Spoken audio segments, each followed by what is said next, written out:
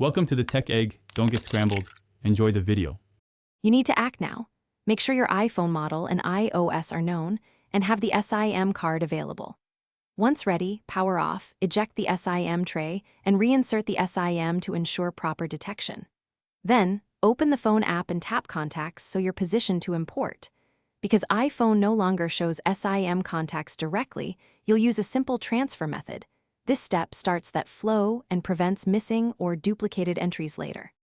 You'll now perform the central transfer. Insert the SIM into an Android phone that reads SIM contacts and import those into the Android's Contacts app. Once imported, export all SIM contacts from Android as a single VCF file or sync to a Google account. This creates a universal contact package. After that, move the VCF to your iPhone via email, AirDrop, or Files.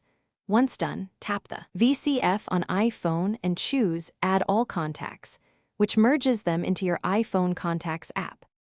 Finish by verifying every contact. Open Contacts, browse alphabetically, and ensure details like numbers and labels are correct. If you see repeats, use the Contacts app's merge or edit features to consolidate entries or run a duplicate cleaner app. If some contacts are missing, re-inspect the VCF on the Android device, export again, and retry importing through Mail, Files, or iCloud. If syncing delays occur, toggle Contacts in Settings your name, iCloud to force a resync. That usually fixes visibility issues.